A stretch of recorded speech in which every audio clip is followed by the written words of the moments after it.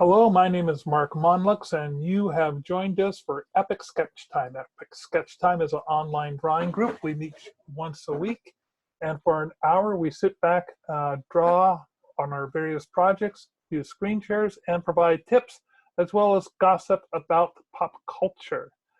In order of introduction, Katie, why don't you go first and introduce yourself, say where you are.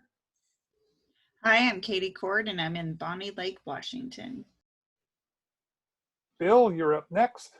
I am Bill Morse. I'm a freelance illustrating cartoonist in Seattle, Washington. And I'm a freelancer in Tacoma, Washington. I've been freelancing since 1985, mainly doing corporate work. And in the background, we have Ethan and Kyora. Hi, guys.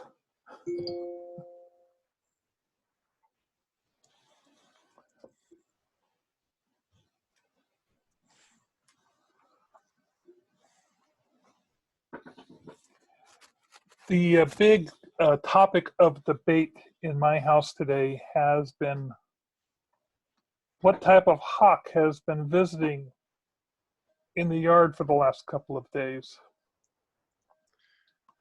Probably a Cooper's.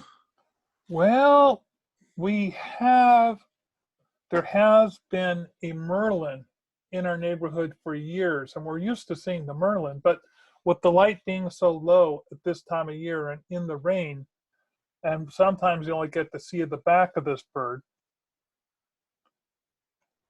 But it's definitely not the Merlin, because the Merlin's far too flighty.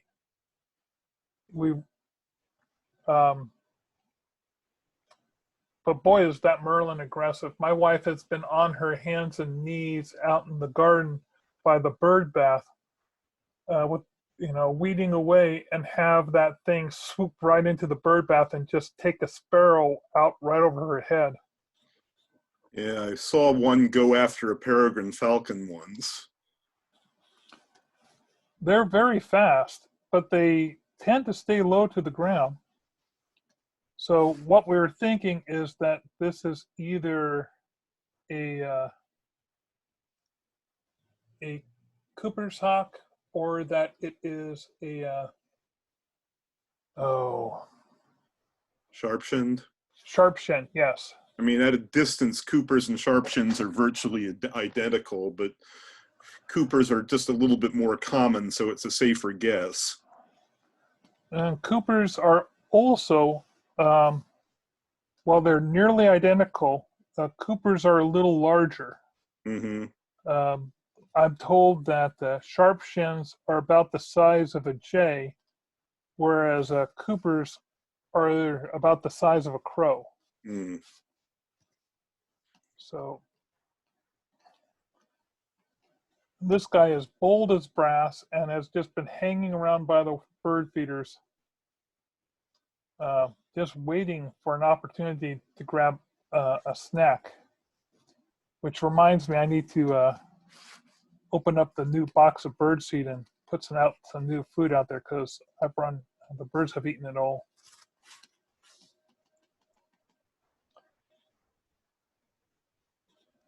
Talking about all these birds of prey makes me even more paranoid about letting my little chihuahuas out in the yard. The whole time they're out in the backyard, I'm watching the skies all the time, because they actually probably weigh the same as a small rabbit. So if a bird of prey can snag a rabbit, they can snag a little dog. We've got several wetlands in my neighborhood. It's not uncommon to see eagles and hawks. And yeah, there seems to be quite a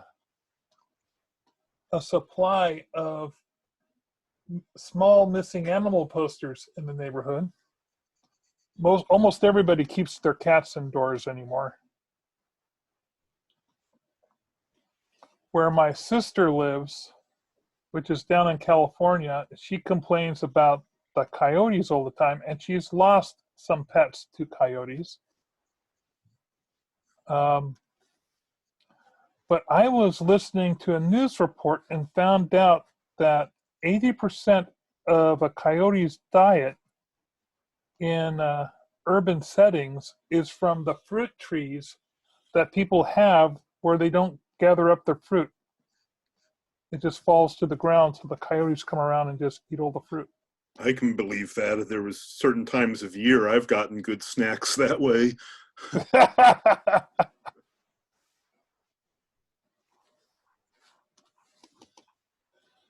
Let's see.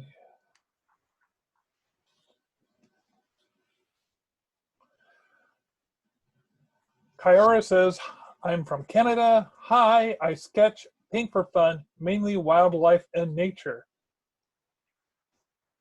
So one has to ask, how many of those are birds of prey? So,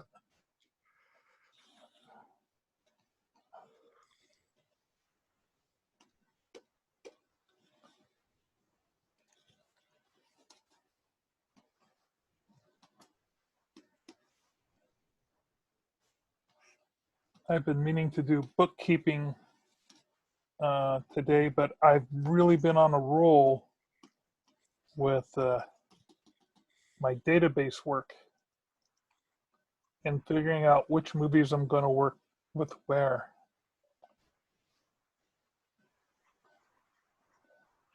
Okay, I think I have all the kerning done in this that I'm going to do. Save that.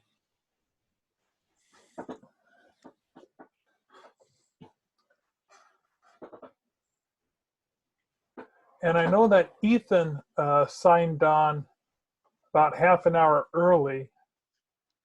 And so I hope he didn't have to wait too long. And I think, Ethan, let us know in the chat if where you're from, but I think you're from Russia.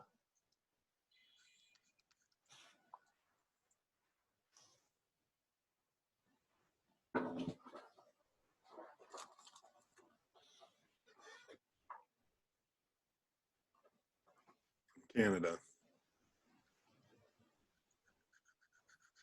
Ethan's from Canada. Okay, thank you. Boy, that was a big mistake on my part. I thought I saw some odd-looking lettering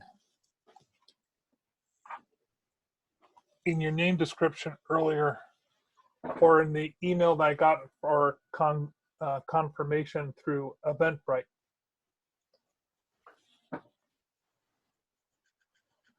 Let's see, what should I work on now? Be right back.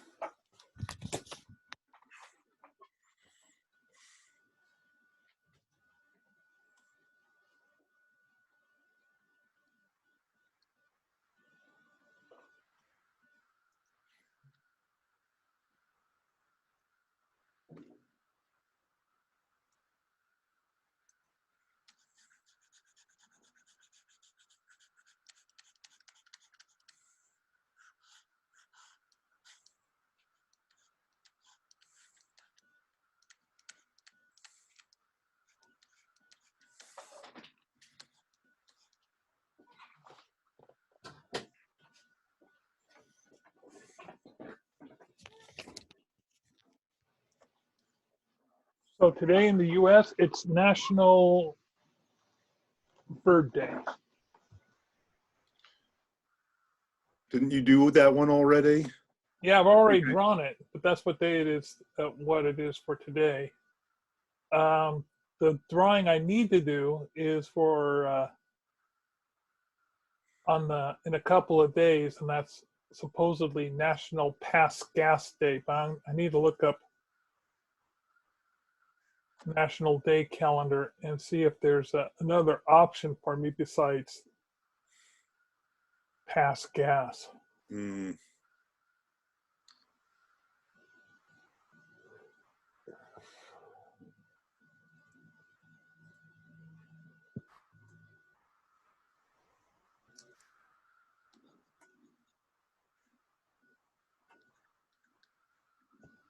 So I have to agree that using the light blue, I'm coloring over it, and you cannot even, I'm not having to erase the blue at all. It's just disappearing.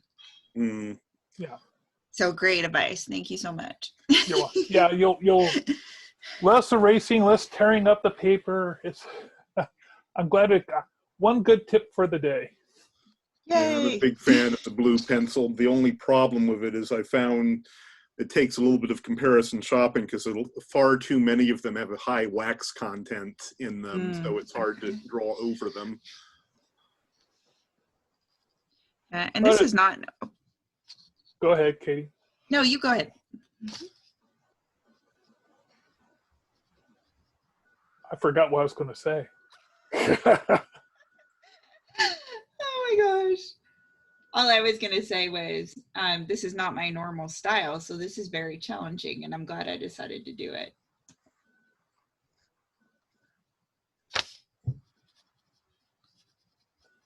And my computer just froze up, so I hope you guys can still hear me.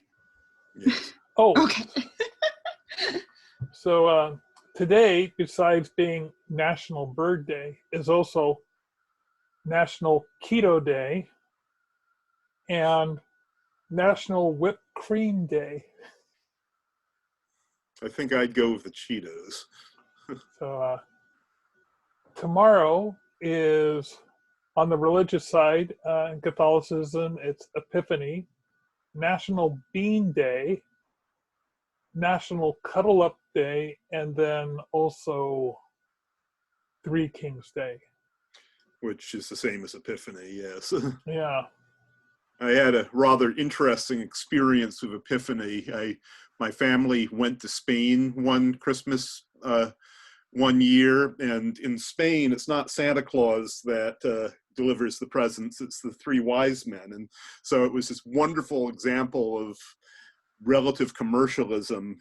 We were in a shopping mall around the 3rd of January, and 3 laps, no waiting.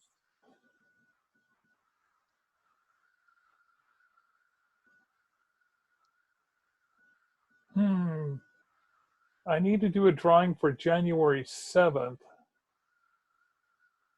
And the only national day I'm finding is National Bobblehead Day. I want to see if I can find it different.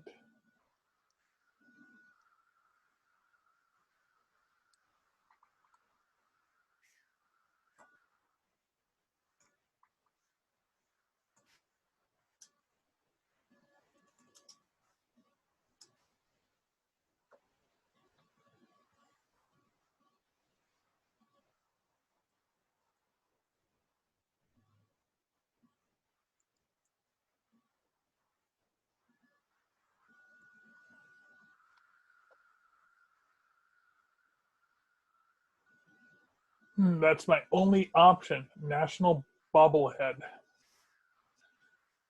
Okay, so who do I draw a bobblehead of?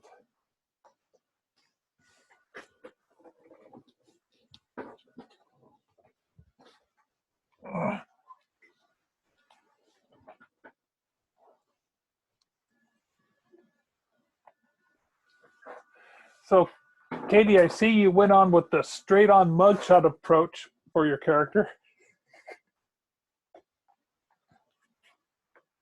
That is the easiest way for me to draw faces, at least human faces. Hopefully I'll get better with time. I need to practice more.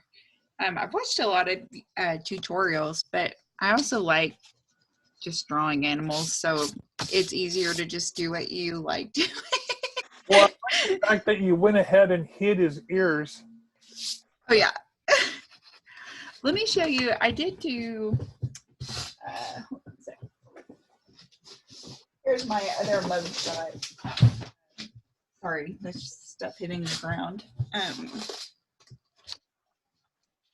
I was doing a friend for as Ursula, male Ursula version of Ursula. I don't know if you can see that. Oh yeah. But that is another mugshot because I can't. It was hard for me to do his proportions. The crazy thing is I've read a lot where everyone, they're like, you need to consistently practice because that's the only way you can replicate. Right. And So that was before I realized that, and I had done one of him at an angle, and I can't replicate it because I don't remember how I proportioned everything.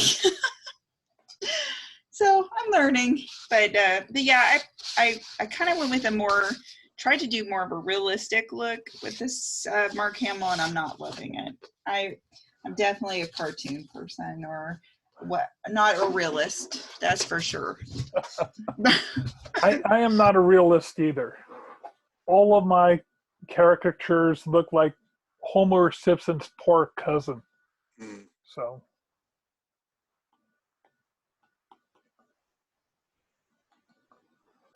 I do admire people who can do, realistic painting, but, even capture their essence with distorted. Yes. Now, my friend Mark Brill, he's an excellent caricaturist. And he can run the gambit. Cool. Just a quick sketch. And then when I first met him, which was about 10 years ago, on New Year's, we would do free caricatures as part of Tacoma's first night. Oh. And we would have a long queue set up, and I'd have him set up next to me, and I'd be just heckling him, going, draw faster, because he would spend like 20 minutes doing one person's caricature. Oh, looks like Ethan's trying to get back on. And now he does, he's really happy that I nagged him so badly, because he gets hired by caricatures for doing caricatures at parties. He's part of a database. If you, like, let's say you don't, you're going to have a party, you don't know any artists, so you call up this company and they'll line up a caricaturist for you. Oh, wow. And he's also one of the caricaturists in the union of them that do them at the Puyallup Fairgrounds. Oh, okay. So he gets his time slot to go in there. And I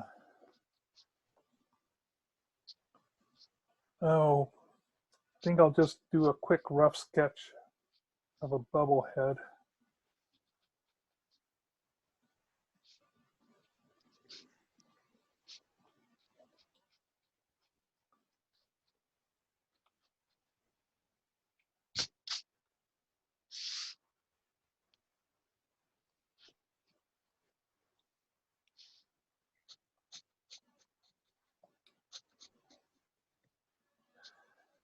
I managed to get a walk in earlier today before the rains came down. How about you guys? Well, I had some errands to do between that Kumo event and now, and I wasn't so lucky. I got even with the precautions, I'm still pretty damp.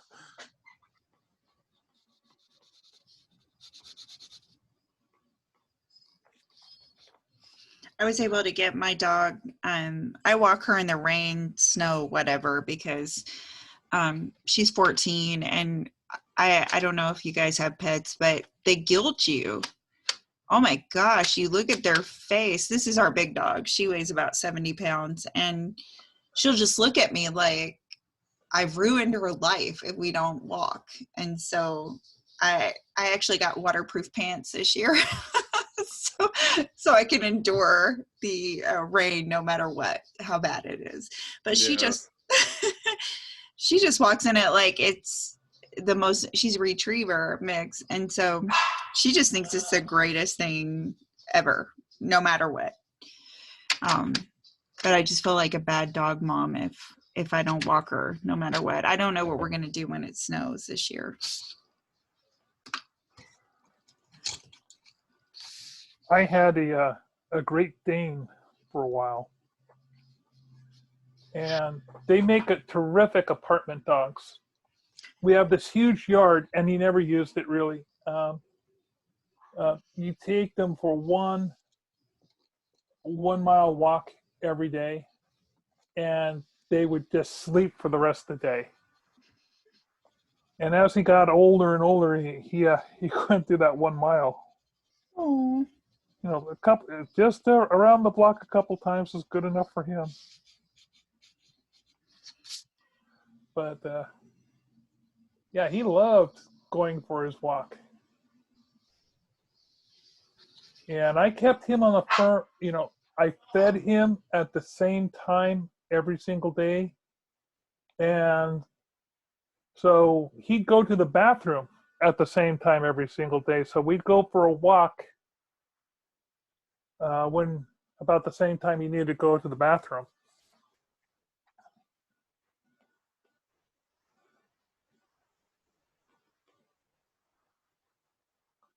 Yeah, he would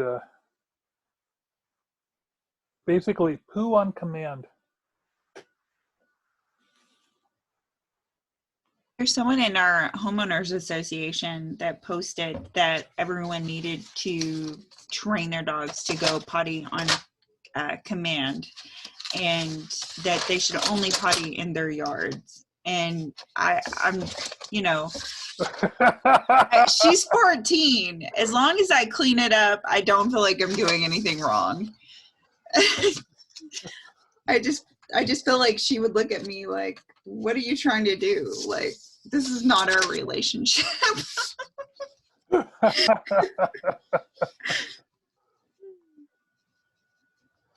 I was very fortunate in that before I even had a dog, my next door neighbor, he had 2 dogs, and his wife was supposed to help him go with him to dog training class. And people can't take their dogs to dog training classes before they're 6 months old because they haven't had their rabies shot. But that doesn't mean you can't train a dog before then.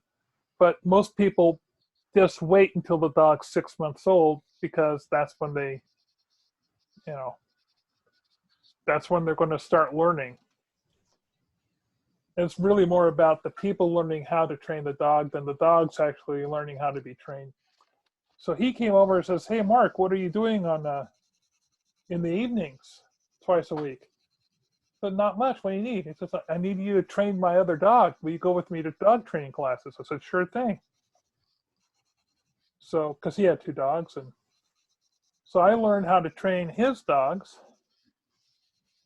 And so when I got my Great Dane puppy, got him at 8 weeks, and within 4 days he had 4 different tricks down. You know, the whole sit, stay, come,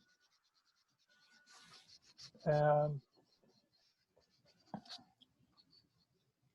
he was, you know, just had to keep training him one new. You know, I tried to teach him one new trick every week, just to keep him entertained. But so he got to the point where I could shoot him with my finger and he'd flop over and be play that.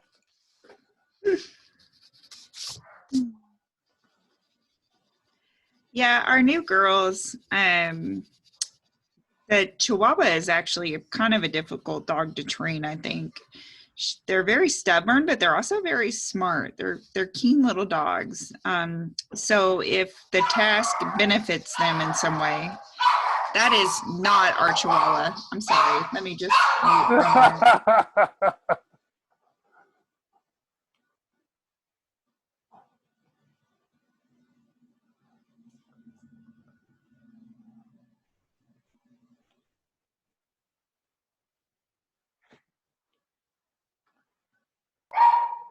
So we have 4 dogs. That is our Maltese, Bichon, or Coton de Coulier or something another. And he actually went to a dog trainer that has apparently trained dogs for like TV shows and stuff. Yeah. And she said he was the worst dog she'd ever seen. We paid like $280 for this lady to spend an hour with us and tell us we had the worst dog she'd ever seen. And so, yeah, our vets recommended psychiatric medications. We just haven't put him on them yet. But he's very neurotic, and apparently that breeding those two dogs together is like kind of causes some issues. So yeah, that's what you're hearing in the background is what happens when you breed two neurotic breeds, apparently. Well, I'm in the middle of drawing this bobblehead, and I thought, you know what? I was just having him hold a baseball bat in his hands because I decided to make it a baseball player. And then I realized, oh my God, why am I drawing hands? So I have changed from a baseball bat, and he's holding a glove now. He's got a baseball glove in one hand, and his baseball glove is covering his other hand because he's a pitcher. So and suddenly my problem is solved. I'm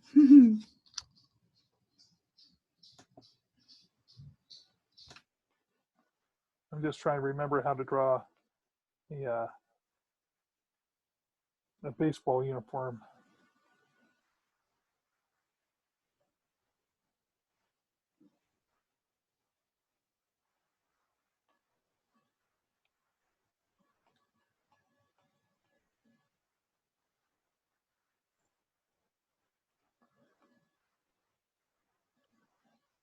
Of course, I need to put a name to this character. I'm going to call him Bob. Should he be Bob or Bobby?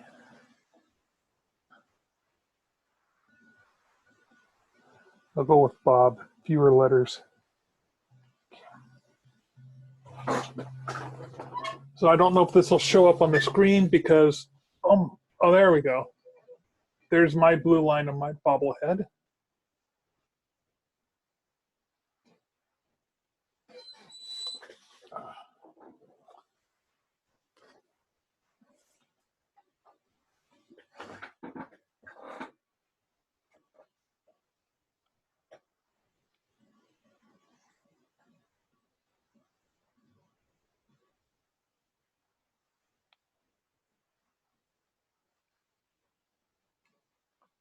Now, you know which Mark Hamill I would have gone with? I would have gone with the Mark Hamill from Corvette Summer. Just a teenage-looking kid.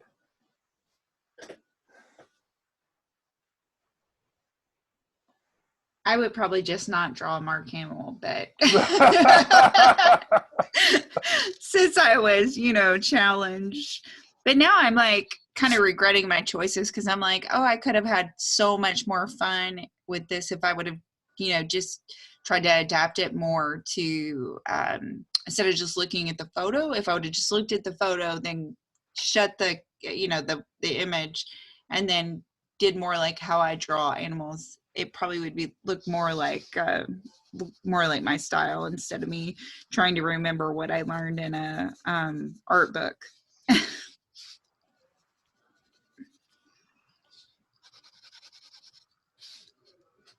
But he is a very interesting person, and I didn't know until I started going to Comic Cons that he did so much voice work. Oh yeah. And so that was really cool to find out all the voice work he's done, and that I can't remember which series it is.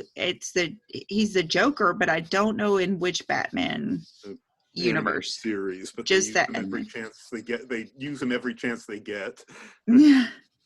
It's rather funny because that always amused me back in the day, having grown up with him being ultimate white bread, and suddenly hearing him channeling evil incarnate. So I don't think he did Harley Quinn, did he? No. But he was on the original Batman comic or cartoon. Yeah, he did the Joker. Yeah, I know he did the Joker, but I mean, there's been also been the Justice League. There's also the In Justice League, he did the Trickster, but which was kind of a shout out because he played the Trickster in that 80s live action version of the Flash. Oh, I didn't know that. And he also played a version of the Trickster in the current version of the Flash. That is one show I wish we had watched more of. There's just so many shows. The only DC show I'm watching right now that has any of the cartoon characters is the Doom Patrol. Yes, you said you were watching that. How far in are you? Oh, I'm still on season 1. I don't even think I'm 6 episodes in. Just starting. And another thing everybody seems to be looking forward to, WandaVision will be coming out next week, I believe, and I'm hearing good things. You know, I didn't really understand. I saw like a very small snippet of a trailer, and I really didn't know what was going on. And then I saw the full trailer, and then I was intrigued. But until I saw the full trailer, I was kind of like, okay. Well, there was this 4-part series called Vision of little graphic novels. And it was him attempting to create a home life after he and the Red Witch broke up. He was trying to have a robot wife and a robot son and a robot daughter. And I think the robot daughter later went on to be part of Champions.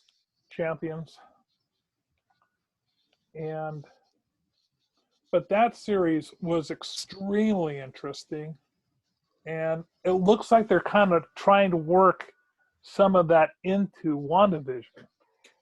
Yeah, apparently it seemed, as far as I can tell, they're trying to merge in all the different eras, as it were. I mean, along with the Vision show you mentioned, there was also a four-parter called four-part series in the 80s called Vision and Scarlet Witch.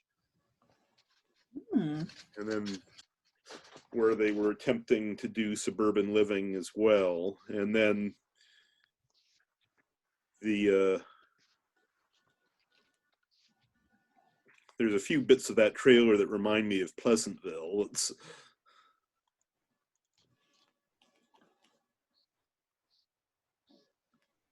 Yeah, Pleasantville was a fun movie. Oh, that was a really good one. It's interesting. When I heard the premise, I didn't expect it to be as good as it was. Well, it is 5:30, and once again, you have wasted another hour with a bunch of people doodling. Woohoo! Thank you for coming to Epic Sketch Time. Let's see, other events. Bill, did we have anything else through the Graphic Artists Guild this week? Nothing that I can see any proof of. Okay. There's an illustrator critique group on Thursday that I always recommend. Now, if you want to find out about guild events, go to Eventbrite and type in the Graphic Artists Guild. We usually go to a lot of those. One of the other things that I host is on Mondays. It's called Freelance Fandango. You can find that on Epic Sketch Time. That's from 11 a.m. to 1 o'clock Pacific Time. We usually have a pretty large following. There's usually between 9 to 12 of us showing up at that time. But some of us come in only halfway. It's easier for some people to attend because it's a 2-hour chunk and there's no rules about when you come in or drop out. And let's see, So let's see. Next week, I'm pretty sure that there'll be a designer's corner, or is she still on vacation for that? I'm not sure about. Somebody was saying that she'd be having a vacation up till June, which didn't make sense, but it doesn't look like I looked at the calendar, it doesn't look like it's going to be for the next couple of weeks at least. Okay. But I think the guild has something scheduled with the Midwest doing a drawing session on Thursday. I did see that. Okay. Well, thanks everyone for coming, and I'll see you next week at Epic Sketch Time. Okay. Thanks, Mark. Thanks. Bye. Bye. Bye.